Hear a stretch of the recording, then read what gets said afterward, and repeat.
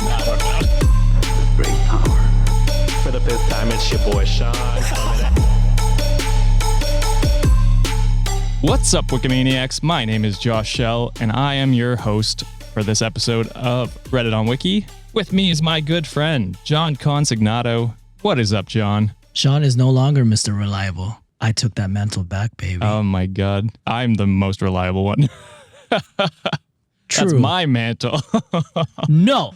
But yes, Sean is off today. I think someone must have sent him some money via Venmo. I think they probably gave him a lot of money for him to take a break today. So. Yeah. I think he went to Italy, I believe. No, we want our cut, Sean. Yeah, come on, Sean. What the hell? But in his place is someone near and dear to our hearts. Please welcome our returning guest, Lindsay Valenty from Ye Olde Crime podcast. How's it going, Lindsay? Hi. Thanks for having me back.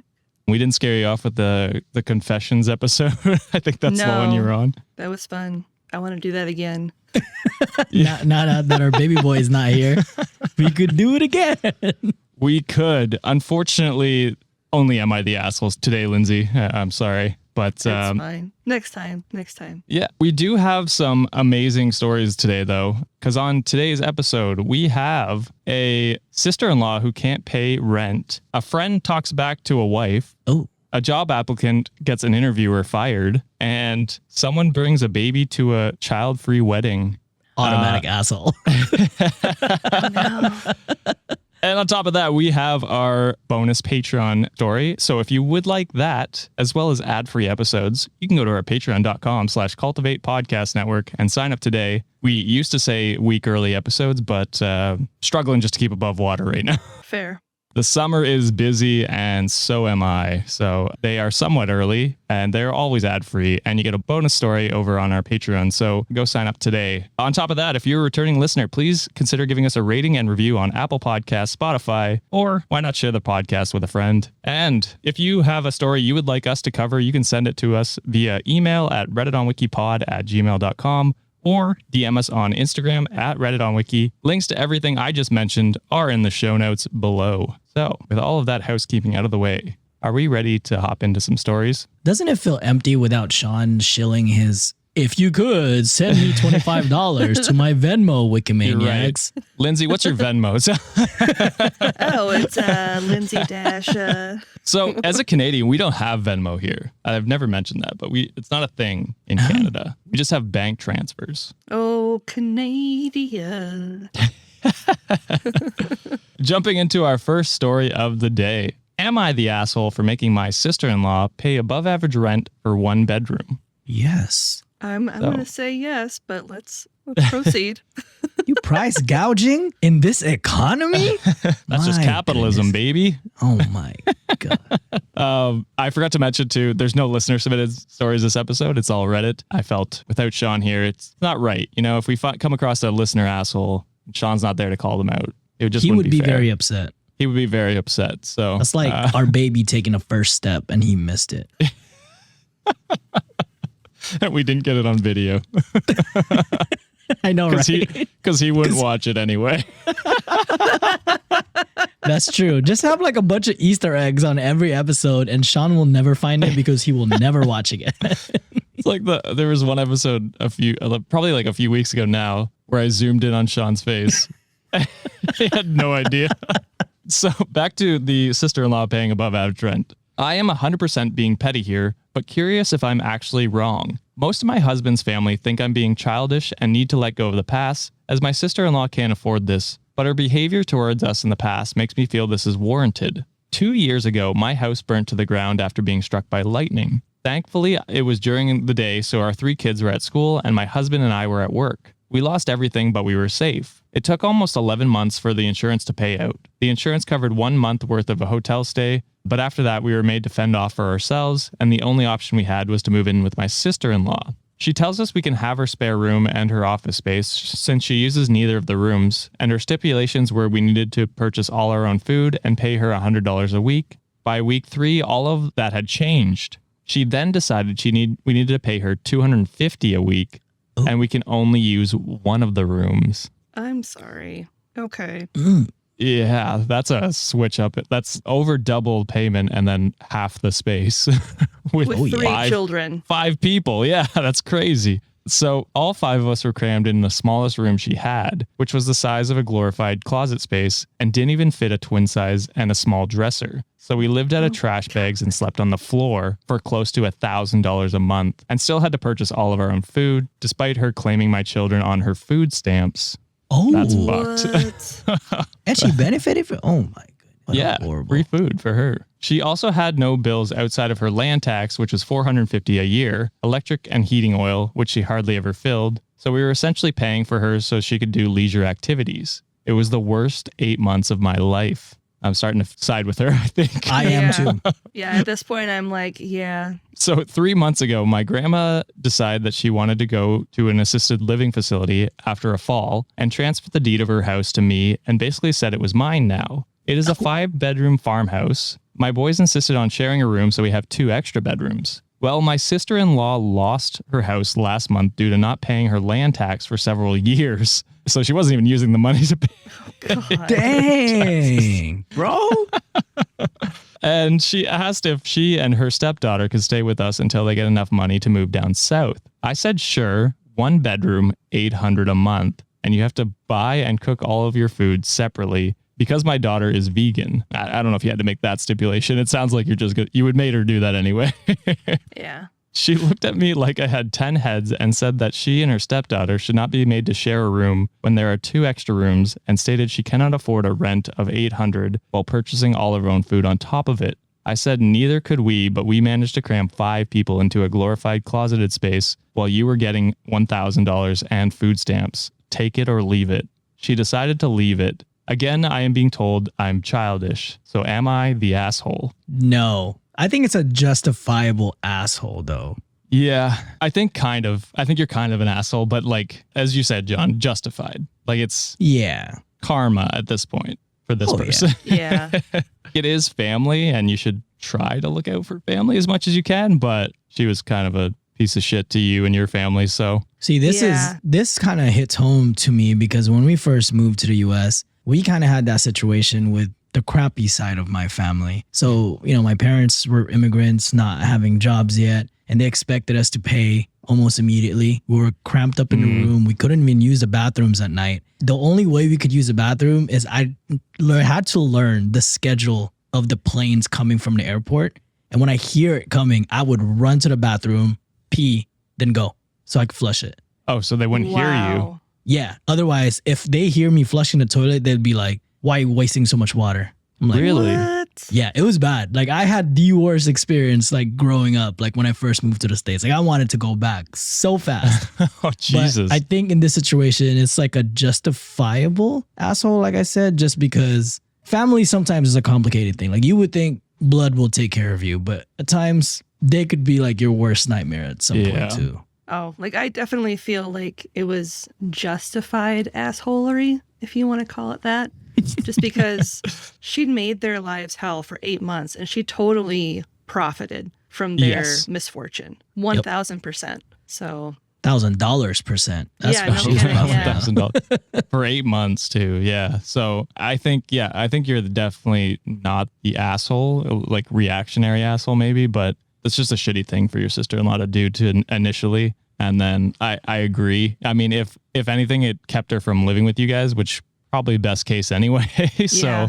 hopefully she realizes what she's done and maybe gets a little taste of her own medicine and then learns from this. The only thing that I'm actually kind of sad about though is the daughter kind of Right. getting lumped into this. So Yeah. in that point, I do give the OP like somewhat of an asshole grade as well, just Fair. because the daughter is being affected. But in the same token, like the sister-in-law did decide like, hey, I don't give a damn about your 5 children. You guys will like get Right, stuck in there. But you are right about that, actually. I didn't think about that. So I guess if you wanted to make kind of a amends, you could maybe take in her daughter if you have the means and then, support her because it sounds like she doesn't have a mother figure that's Stable. very stable. reliable. Yeah. Stable. Yeah. Reliable. So, Yeah. and again, I wouldn't call you an asshole if you didn't, but I just think that would be a nice thing and maybe a way to start the men towards, making things right between each other, but that's up to you if you do that. So Unless the stepdaughter is an asshole too, then by all means, charge that ass as well. Goddamn. oh, you could charge maybe a little bit, but You watch, she's like 2 or something. She doesn't even like, That's true. you little asshole. get out of here. I don't know. Josh is rivals with his upstairs neighbors. So. That's true. That kid's like 2. Bouncing a ball last night at 11:30 at night. I was like, what the fuck? Charge them rent, Josh. I wish I could. So, agreed, not really the asshole. Maybe a little bit, but yeah. Not, Little tiny booty hole. yeah, you're okay. You're okay. So we're going to move on to our next story. Am I the asshole for putting my friend's wife in her place and getting in trouble for it? Doesn't sound like you're off to a good start, but we'll see how it Context. plays out. I need context.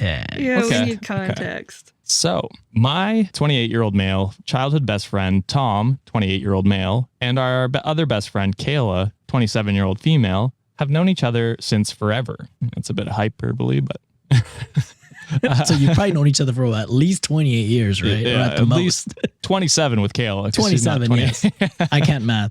The math ain't mathing for Since me. the womb. Yes, we're brother and sister, actually, triplets. We went to primary school and high school together. We stayed in the same neighborhood since we were kids, and we still live 3 blocks apart from each other. Since our teenage years, we had some traditions that we are not willing to compromise on. One of those traditions is that we always plan a fishing trip, which lasts a week, once or twice a year. Since he got with his wife, he still comes to the fishing trips, but Kayla and I can tell his wife is not too happy about it. But at the end of the day, we don't care since Tom clearly enjoys it. Tom and his wife now have 2 kids, a 2-year-old and a 5-year-old. Since the 5-year-old was born, there were implications that he won't be coming to the fishing trips anymore, but Kayla and I convinced him it's no big deal and it's just 2 weeks out of the year. After he was 2 years old, the same conversation was born again. We could tell his wife was nagging him about it. Oh, that's not a great way to put that. You mean she wanted him around the house to help with the kids? Yeah, that's fair.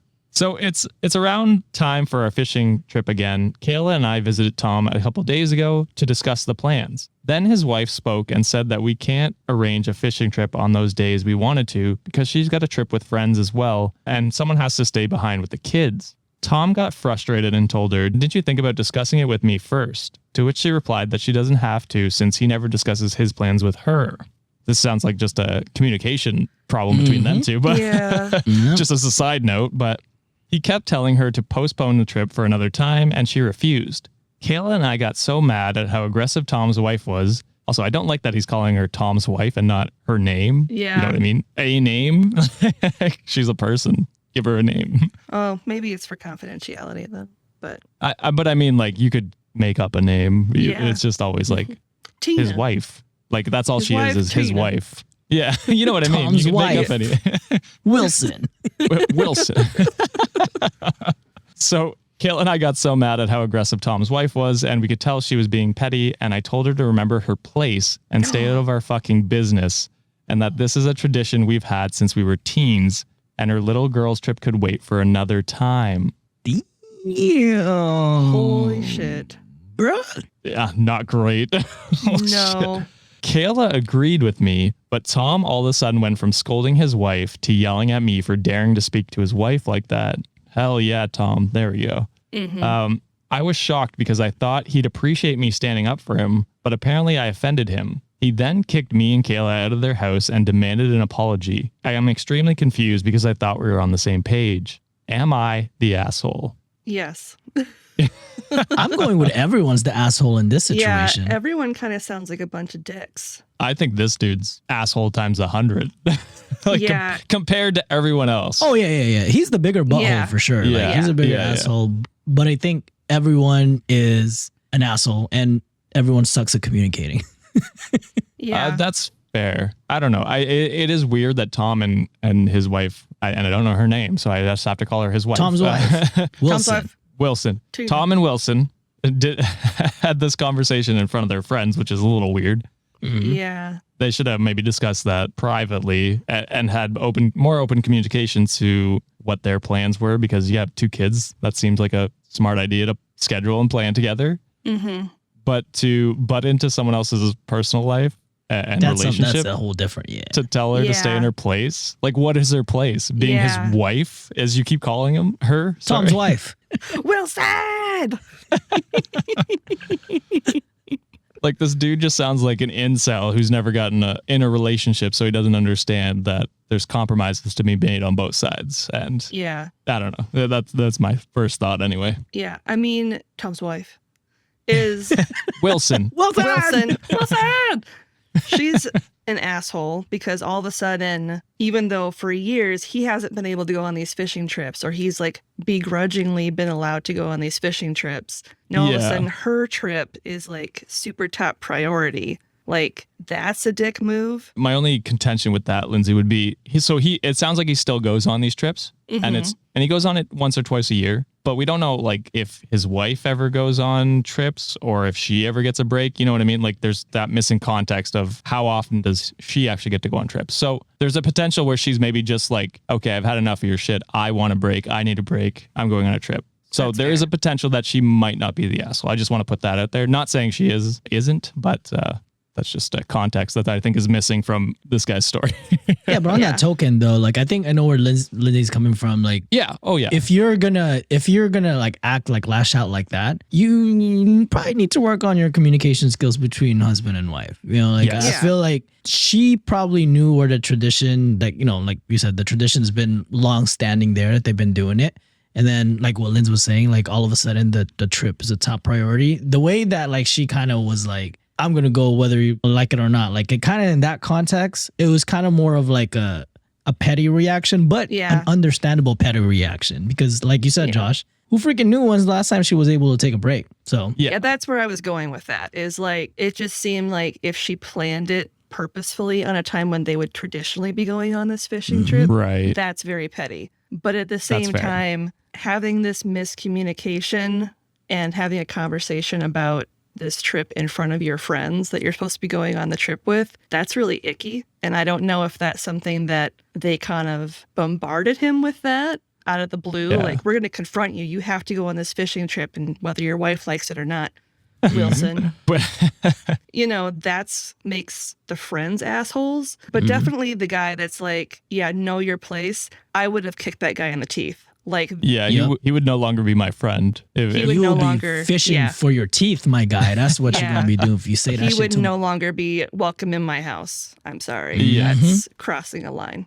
yeah, the way he puts it, it just seems very misogynistic and like, oh, Yes. you should be put in your place. You're the caregiver. You take care of the kids. Yeah, kind you of take thing. care of the That's- kids. Like you don't get vacations. We have our planned vacations.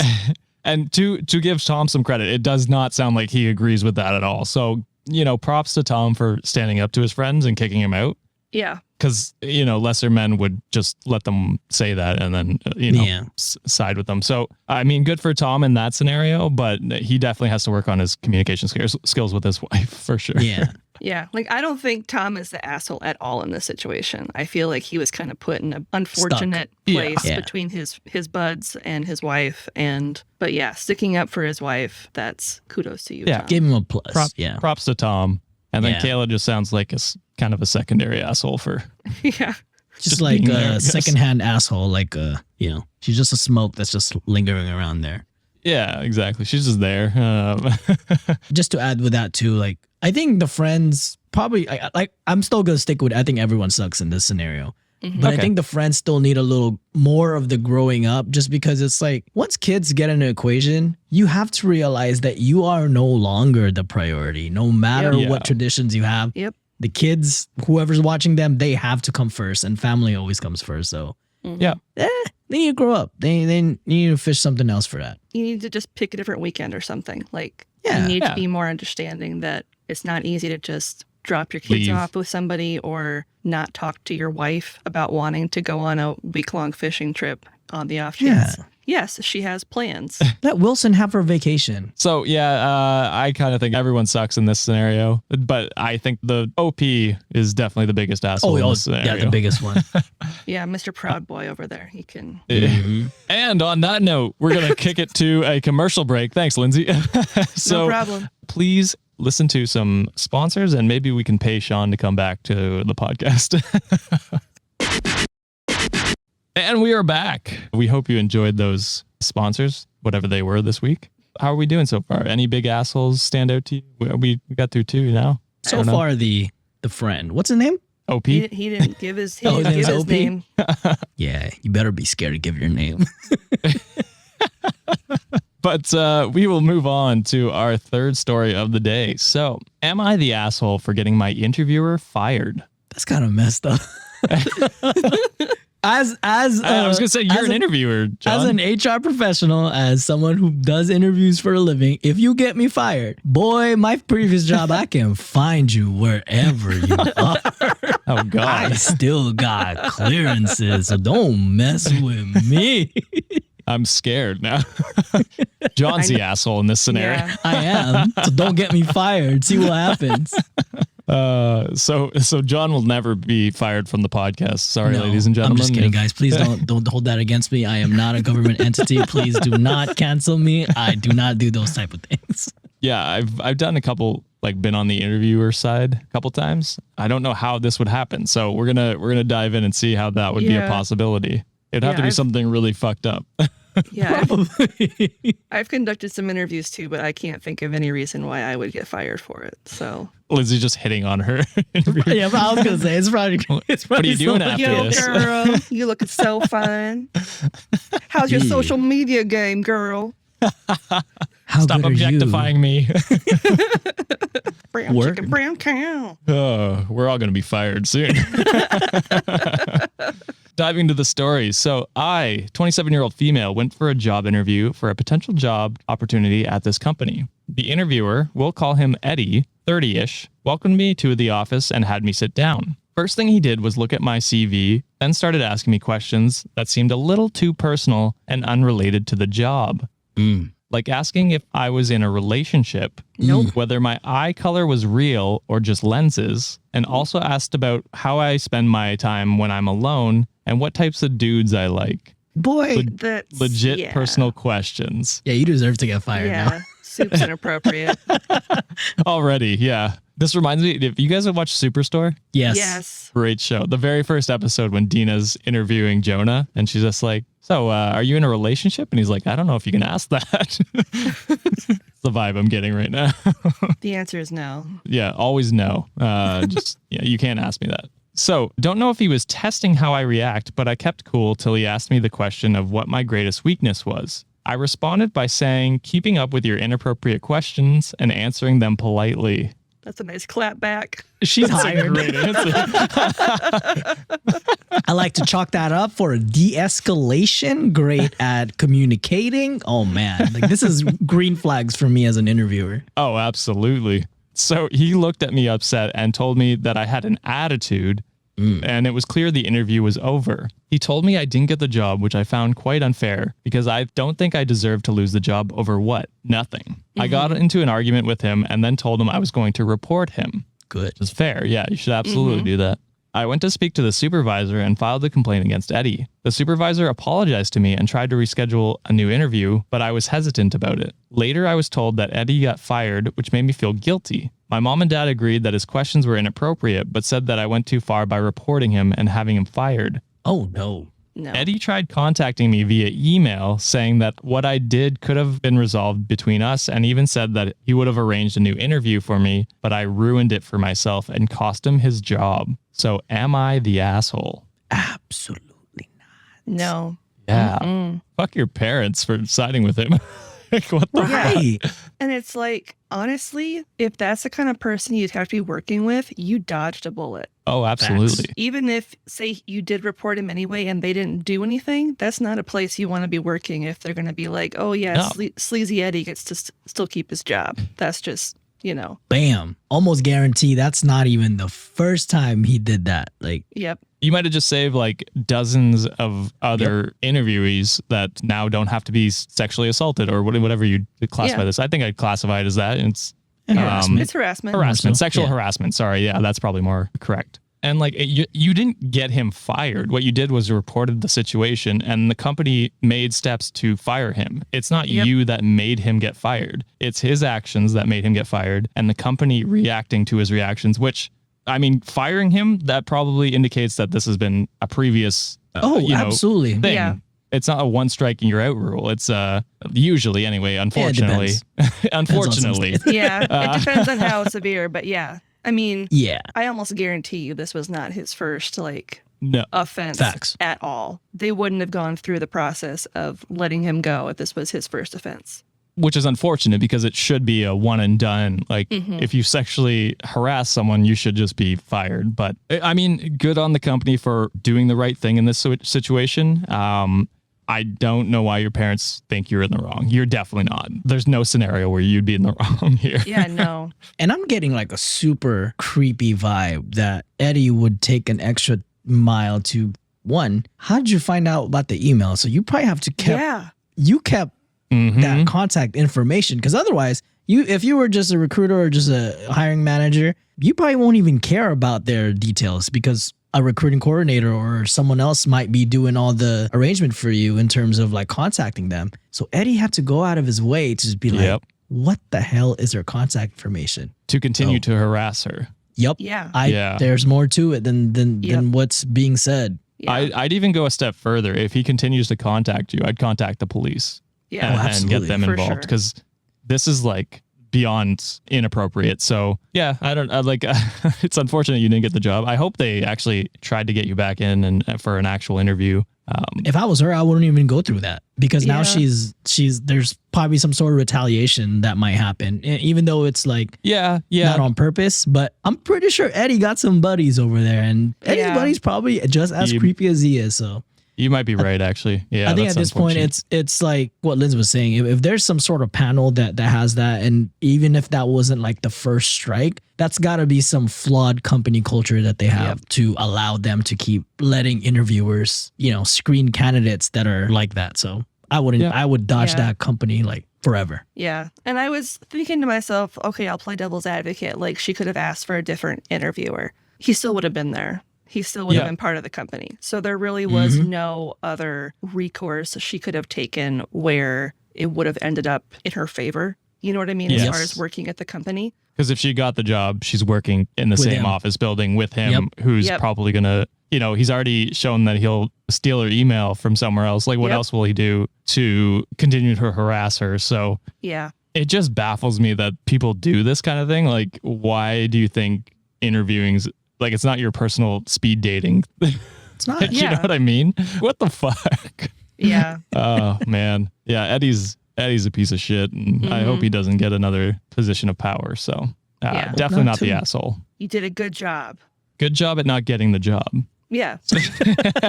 Kudos. That's the best You're not getting failing a job. up. Yeah. That's what you're doing. You're failing up. Sue the company, and then you don't need a job. Bam. All right. So we're going to move on to our final Am I the Asshole for today. Well, unless you're a patron, you get an extra Am I the Asshole after this. So, am I the asshole for bringing my baby to a child-free wedding? Yes. So far. So far. We'll see context, but off the so far, gate, yes. yes. That's fair. I would also probably agree. So my cousin lives a 6-hour drive from me and the rest of our family. A few months ago, we all drove out over there for his wedding. Due to limited space, no children were invited to the wedding except the bride's young nieces and nephews. My baby was 10 months old at the time, and I wasn't comfortable leaving him alone in an unfamiliar place with a stranger, which was a babysitter that my other cousin hired for their own kids. So I decided to bring him to the wedding. I wrote on the RSVP that I was bringing him, but he would be sitting on my laps and I would bring his own food for him. My cousin didn't say anything, so I assumed that he was okay with it. I love how she's just like, they said no kids, but I decided I'm bringing a kid. But I was like, this kid's special. It doesn't apply to me. It's my world and you're just all living in it, so I'm doing what I want. My baby cried at the ceremony, but I quickly took him out of the room. At the reception, I had him with me the whole time in a body carrier. He didn't make much of a fuss, and I thought everything was okay. After the wedding, my aunt, the groom's mom, confronted me and told me that it was rude for me to bring my baby without permission. Yep. Yeah. I explained that I wrote on the RSVP what I was planning to do, but my cousin didn't object. She said that my cousin and his bride had a problem with it, but the bride didn't want to start any drama because she doesn't know me that well. Fair. That is fair. My other cousin's baby was 7 months old at the time, and my aunt said that he had no problem leaving his baby with the certified babysitter, and I should have done the same. And some of my cousins were upset because they thought the groom gave me special treatment by letting me bring my baby and making them leave their kids with a babysitter. Yep. I didn't mean to start any drama. Am I the asshole? Yes. Yes, you are. Like, okay. If I wrote an RSVP, I don't want what everyone's having. I want a nice tomahawk steak with filet mignon and some lobster tail on the side. I don't know what everyone's having. You know, it's just, I get That's it. that same vibe, yeah. Yeah, like, I think it's entitlement at this point. Like, to me, it seems like you feel like you're a main character in a story. Yep. Yeah. But the thing is, if you didn't have the proper babysitter, or if you weren't comfortable with the designated babysitter you had, you could have said no and stayed at home and not go through the wedding. Like, I feel like even though they didn't respond to you, I would rather wait for them to give a confirmation saying a yay or an nay instead of just making that decision without their consent. You know what I mean? Because it's their special day. I get it. You just had a kid, but you're even then, even if you were to like reach out to them and be like, hey, is this okay? You're still putting them in a situation where they have to uncomfortably say no to you. Right. Or uncomfortably say yes because they feel awkward about saying no to you. Yeah. And that's unfortunate. Like, that's a terrible position you're putting your cousin and his now wife in, because it's not fair to them because they made the rule and it's supposed to apply to everyone. And you don't get to just skirt around the rule. It's not like I can go out and murder someone and be like, oh, it's okay because I didn't feel comfortable with that person being alive. So bringing a baby, then murdering somebody. Holy crap. You need to stop hanging out in your murder dungeon. The rules don't apply to me, guys. It's because he's white. Yeah, that's right. Just kidding. I was trying to like think of any instance where it would have been okay, and I can't think of one. Like at first I was like, well, maybe, you know, like if your kid had some sort of medical thing, well, you'd be home. You wouldn't have brought it. Yeah, the worst case scenario is you stay home. That's what it should be. Yeah. Or if you have a husband, I don't know if you do, or a wife, you know, one of you stays home and one of you goes to the wedding. Like, it's unfortunate, but it's your child. You got to take care of it if you don't feel comfortable leaving with the babysitter. So you just miss out on some events. You could have been taking it to another step where, like, yes, it sounds like kind of absurd, but you can have left it with the certified babysitter and just be like, hey, I want updates like every 5 minutes or something.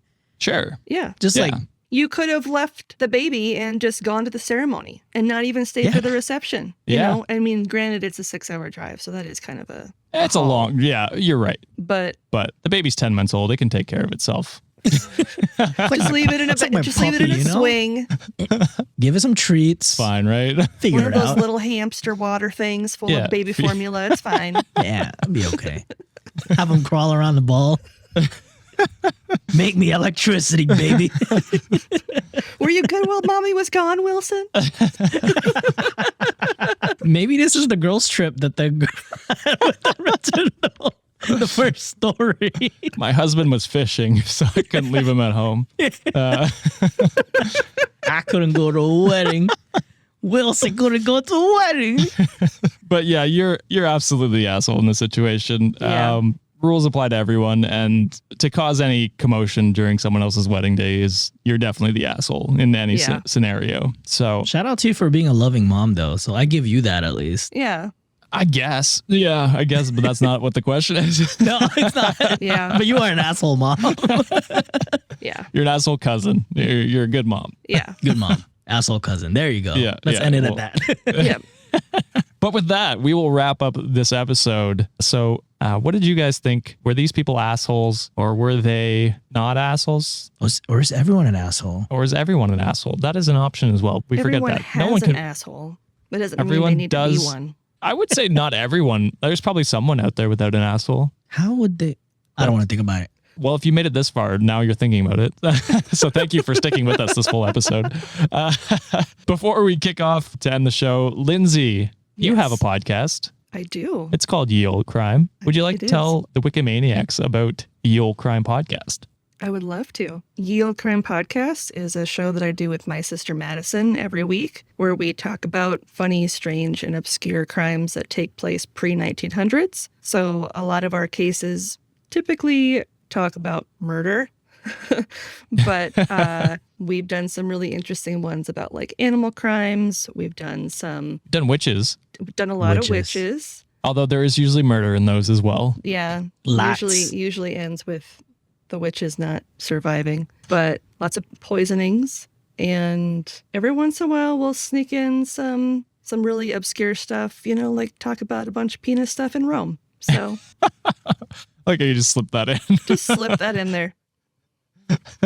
I think my favorite part is the fact that they used to try to hit up men for sexual favors in the graveyard.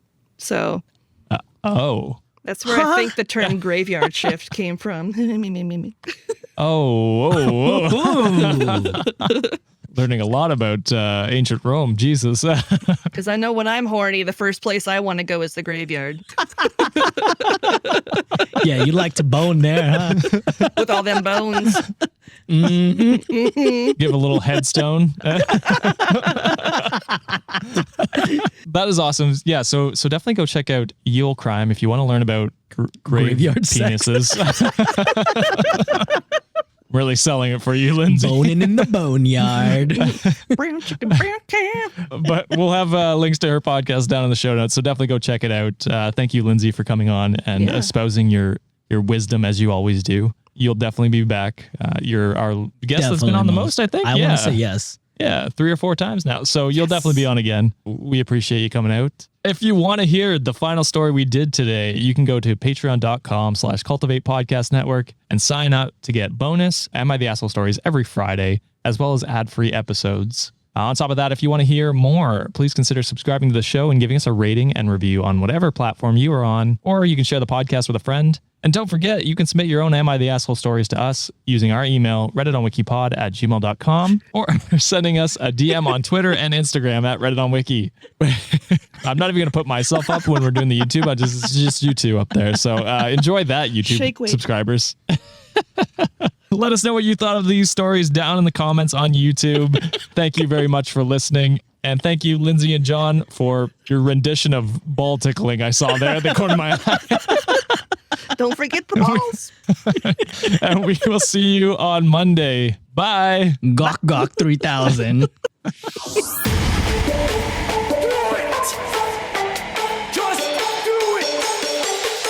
Expert in fucking, I don't know. For the 5th time, it's your boy Sean.